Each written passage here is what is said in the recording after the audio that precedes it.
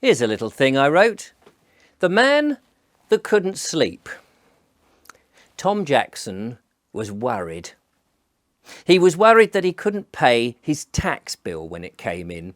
He was worried his car wouldn't pass the MOT. And he was worried that the new windows that he'd ordered would look cheap and reduce the value of his house. Tom Jackson was a very worried man. He couldn't sleep at night because of these concerns, but there were other things that nagged him. He couldn't remember when the house insurance was due for renewal, or if he'd fed the neighbour's cat last Tuesday, as he'd been asked. And he couldn't remember if the goldfish, which he'd accidentally won at the fair when involuntarily taking part in the hoopla whilst crossing through the park last week, and to avoid confrontation and argument, agreed to throw the 3 rings for £1 and bagged himself a fish in a polythene sack, whether its water needed changing this week or next. Working on the allotment was a nightmare for him, for he would lie awake at 2 a.m. in a muck sweat, wondering how many worms he'd sliced in two, or if he'd disturbed the ants' nest next to the compost heap.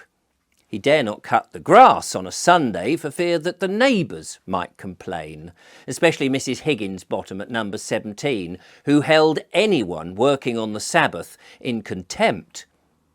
On a Tuesday night, Tom invited his friend Malcolm round for half a pint of real ale and a short game of gin rummy. Oh, not for money, you understand. Oh, no, he couldn't do that. He'd never sleep then. He wouldn't want to lose money. No, this was just for fun. But he was always worried that the neighbours would think something immoral was going on. So he insisted that they played in the kitchen by the large window, curtains drawn, and a large angle-poised lamp directed straight at them. Malcolm would always have to sit, as soon as he arrived, on the chair one side of the table, and Tom would sit on the other.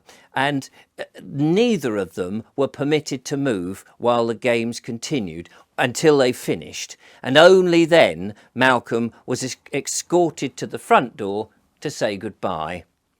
Tom had panic attacks as well, and some nights he would leap out of bed and stumble in the dark to the bathroom and just make sure that he'd put the lid back on the toothpaste tube. Or other times he would head downstairs to determine if the outside tap, which hadn't been used for ages, was now securely tightened. Many was the time that Tom bumbled about in the dark, torch in hand, crossing the wet grass to ensure that the shed at the far end of the garden had been locked and the key returned to the milk bottle hidden inside the hollow plastic gnome at the pond's edge.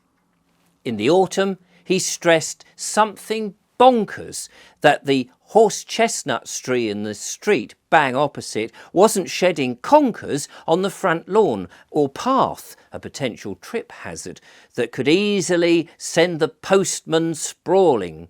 He even considered fixing a post box for the letters on the gate, and then he worried that the neighbour's 2-year-old might somehow climb inside and not be found for weeks, and only then as a shrivelled lump of unrecognisable flesh festered on by a swarm of maggots.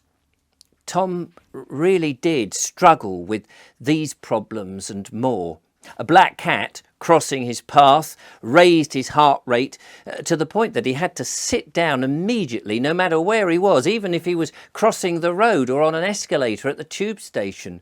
Magpies, well, they sent him into a cataclysm. And as for forgetting to put his rabbit's foot into his pocket, well, that meant a few hours at A&E, usually with a tetanus injection, some plaster and bandage being applied from the sudden collapse he'd had from the shock and the realisation that he was now facing the grim world alone. The poor bloke's hands tremoured constantly, his breath wheezed at a rapid pace, and his eyes darted about as if watching a world-class tennis match at Wimbledon. All of the above went through his mind as he set off for work, anxious that the bus would take him on time to the job of the day. Descending the ladder, he got into the pit and swallowed nervously, and reminded himself that these Second World War unexploded bombs didn't diffuse themselves, and he expertly sought out the blue wire from the red, and once again saved the day.